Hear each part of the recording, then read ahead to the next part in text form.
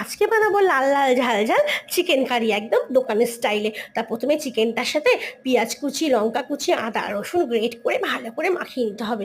তার মধ্যে দিয়ে দেবো হলুদ গুঁড়ো, লাল লাল ঝাল ঝাল লঙ্কা গুঁড়ো, তার মধ্যে দিয়ে দিলাম জিরে গুঁড়ো, ধনে গুঁড়ো। আর জিরে গুঁড়োটা না, আমি একটুখানি জিরেটাকে শুকনো খোলায় ভেজে তারপরে কিন্তু গুঁড়ো করে মাংসের মধ্যে দিয়েছি। এটাই কিন্তু চিকেন কারি স্পেশাল মশলা। তার মধ্যে দিয়ে দিলাম স্বাদ মতো লবণ আর একটু কাঁচা তেল দিয়ে 30 মিনিট জন্য রেস্টে রেখে দেবো। 30 মিনিট পরে তেল গরম করে তাতে জিরে আর তেজপাতা আর গরম মশলা ফোড়ন দিয়ে ম্যারিনেট করা চিকেনটা দিয়ে দেবো।